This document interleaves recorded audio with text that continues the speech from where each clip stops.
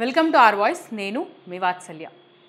కేంద్ర ప్రభుత్వం అమృత్ పథకం ద్వారా రాష్ట్రానికి వచ్చిన 3,000 కోట్ల రూపాయల నిధులకు చీకటి టెండర్లు కోట్ చేసి కుంభకోణం చేశారని జేఎల్పీ నేత ఏలేటి మహేశ్వర్ రెడ్డి ఆరోపించారు.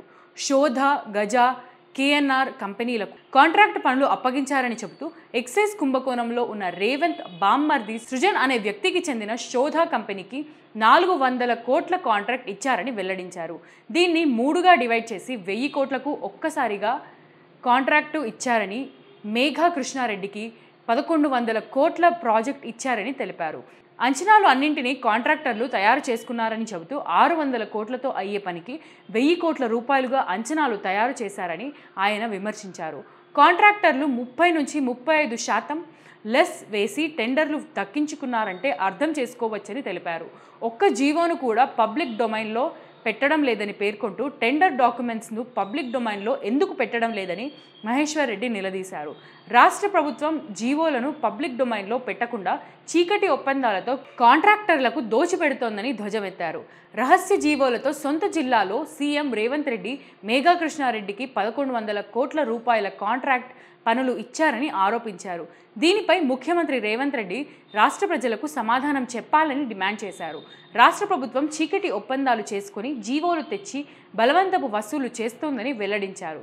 మొత్తం కలిపి 1200 కోట్ల రూపాయల కుంభకోణం జరిగిందని పేర్కొంటూ కేంద్ర ప్రభుత్వం నిధుల దుర్వినియోగంపై సిబిఐ, ఈడీ విచారణ చేయాలని కోరనున్నట్లు మహేశ్వర్ రెడ్డి తెలిపారు.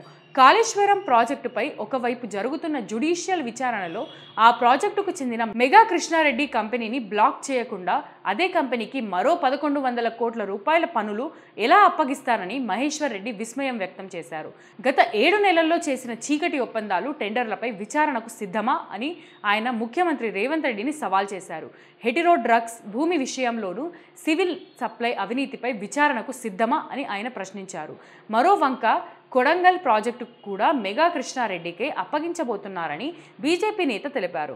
తెలంగాణలో చీకటి కోణంలో చీకటి పాలన కొనసాగుతోందని మండిపడ్డారు. ప్రతిరోజు అడుగుతున్నాను, మళ్ళీ ఈరోజు కూడా అడుగుతున్నాను. ఆర్థికంగా మన ఛానల్ని నిలబెట్టే బాధ్యత కూడా మీ అందరి మీదే ఉంది. మన ఛానల్ రెవెన్యూ చాలా చాలా చాలా తక్కువ. ఒక ఆఫీస్ లేదు, మనది అనే ఎక్విప్మెంట్ లేదు, అంతా రెంట్ బేస్ మీద. ఆఫీస్ అయితే రెంట్ బేస్ మీద కూడా లేదు. వాటన్నిటిని నిర్మించాలి అనే ఒక ఆలోచనతో అడుగులు ముందుకేస్తున్నాం. ప్రజల గొంతును ప్రభుత్వానికి అందించే ఒక వారధిలాగా పనిచేస్తూ వాస్తవాలని, ముఖ్యంగా జాతీయవాదాన్ని జనంలోకి తీసుకెళ్లాలనే ఉద్దేశంతోనే ఈ ఛానల్ స్టార్ట్ చేశాను. స్టార్ట్ చేసినప్పటి నుంచి మీ అందరూ ఆదరిస్తున్నారు కాబట్టే ముందుకెళ్తున్నాను.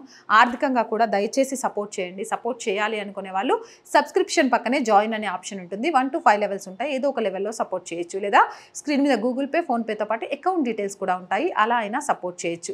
అండ్ ఎంతోమంది వ్యాపారవేత్తలు మన ఛానల్ని చూస్తూ ఉంటుంటారు. మీ వ్యాపార ప్రకటనల కోసం కూడా మన ఛానల్ని సంప్రదించండి. 8328500576 నెంబర్కి కాల్ చేసి మీ వ్యాపార ప్రకటన ద్వారా మీ వ్యాపార రంగాన్ని విస్తరించుకోవడంతో పాటు మన ఛానల్కి ఆర్థిక చేయూతనిచ్చిన వాళ్ళు కూడా అవుతారు. So please subscribe our channel, support our channel. జై భారత్.